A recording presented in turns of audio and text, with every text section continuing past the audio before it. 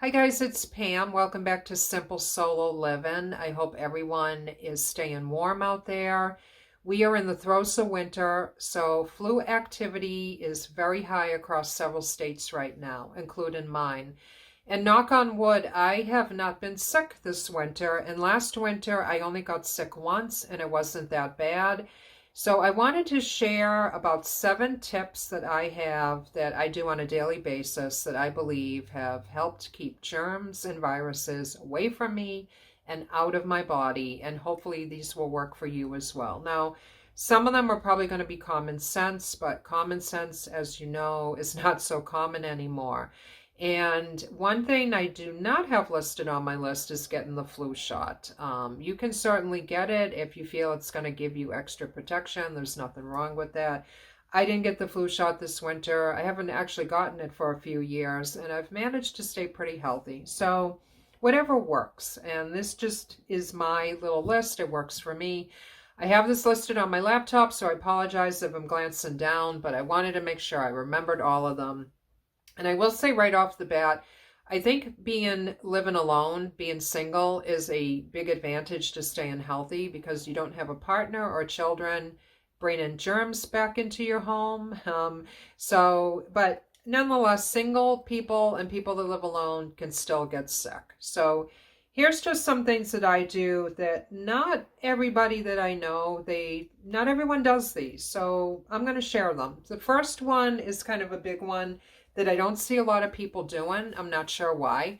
Just I've noticed like neighbors and coworkers and sometimes people in the store when I'm shopping, I notice they just kind of run in and they are not wearing gloves. Now, I always wear winter gloves. As soon as the temperature is like below 50, that's when I start wearing gloves. I mean, they protect your hands, the skin on your hands from the elements, and they just keep you safe from frostbite, but they're also an extra barrier. So if you're pushing a door, touching a doorknob, you're going to the ATM machine, you're touching a countertop somewhere, a pair of gloves will keep you protected. It's an extra layer of protection. It's an extra barrier.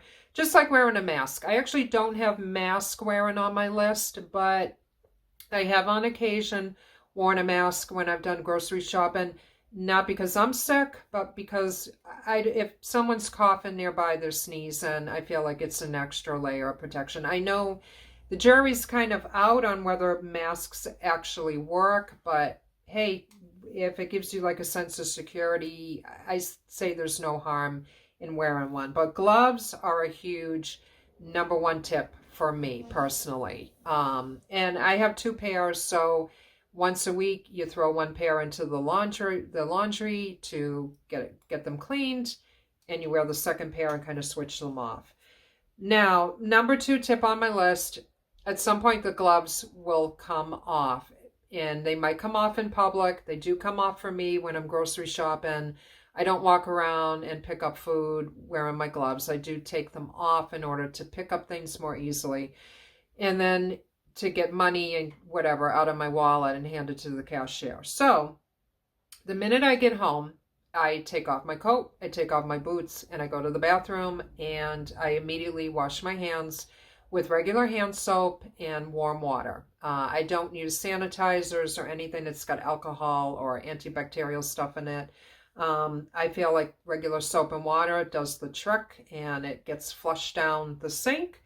And then I put my groceries away, or put my parcels away. And at some point when I'm done putting the groceries away, I might give my hands a little extra rinse just to make sure there's nothing on them. But really, really important, especially if you are out and about and you've touched something in public and your eye gets itchy, your nose gets itchy, do not touch your face, rub anywhere on that area until you've had a chance to wash your hands thoroughly. What I have done sometimes is I'll grab a clean tissue from my purse and I'll use that to like wipe my eye just to make sure that I'm not touching it with, something that might have a virus on it. But wash your hands. It's like so important. Number three on my list is to get enough sleep. It's really good for your immune system. We all know this, and I know a lot of people are sleep deprived. It's a huge challenge for them. Fortunately, this has really not been an issue for me. I fall asleep and I sleep like a baby all through the night pretty much. It was bad when I was going through menopause and I started to get hot flashes and night sweats, and I would wake up drenched several times during the night, and that was awful. It's very disruptive just to sleep. But I've been on HRT cream now for over a year, and the hot flashes went away immediately. And usually by 10 o'clock, I'm falling asleep on my own. So I try to get into bed by 9:30 and I get a solid 8 hours of sleep. But I have noticed when I am sleep deprived and you just kind of feel like a wet rag, that you feel like it would be so much easier to get sick. You run down, you're tired, and yeah, it's easier to get sick when that happens. So try to prioritize your sleep. Stay away from alcohol, stay away from your phone, your blue screens. Try to wind down like with a book or a magazine or something that's not a screen. And try to get your sleep and try to boost your immune system that way. Number four, I exercise and I try to keep my stress level very low. So I usually walk. Yeah, of course, I have not been able to do it because it's been so cold here the past few weeks, but we're finally going to get temperatures a little bit moderating this week. But I try to walk during my lunch hour for about 40 minutes. I lift weights a few times a week. I try to aim for 3 times a week. I'm lucky if I can only do it once or twice, but I try to do what I can do.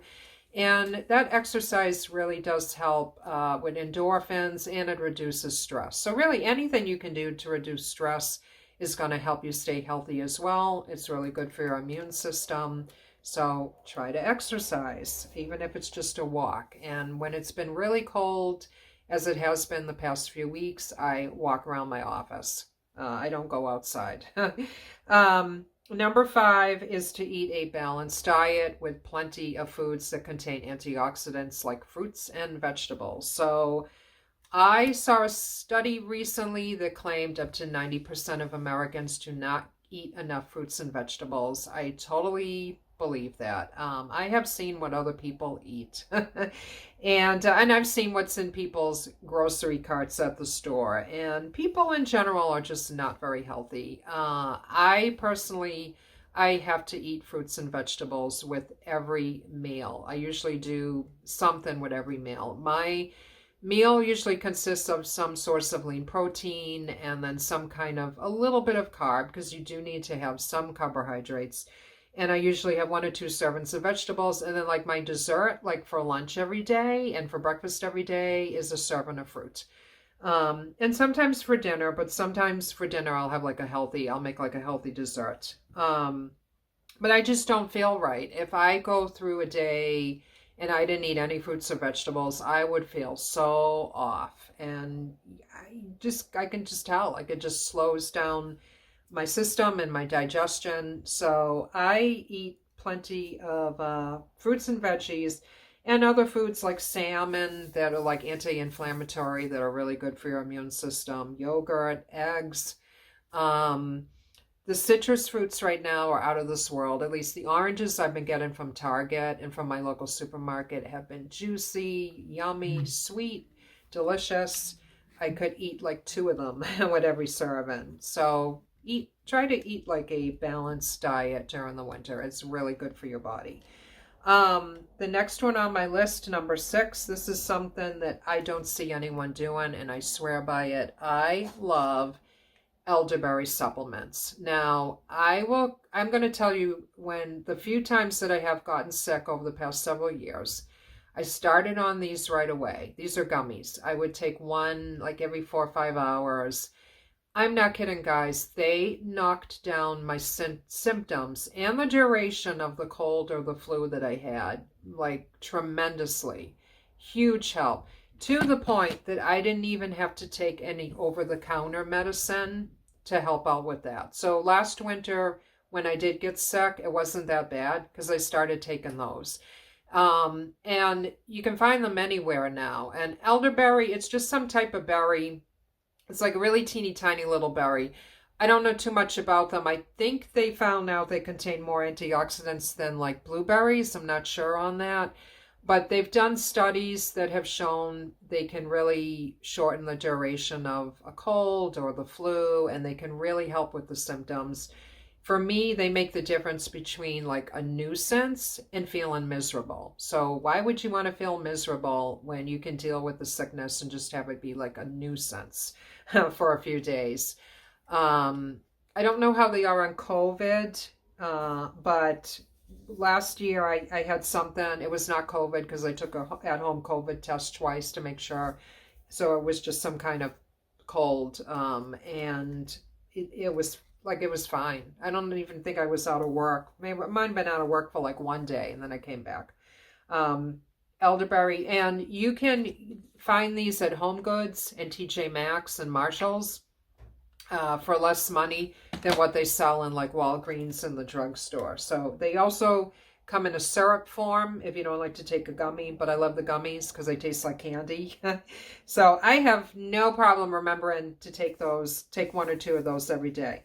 Last on my list, number 7, is I kind of try to limit or avoid large crowds of people this time of year. That's just me. Maybe I'm being paranoid, but or I try to hit the supermarket when there's less people in it, like really early in the morning or late, like on, not late, but like after work on a Friday night is also a good time to go where there's less people.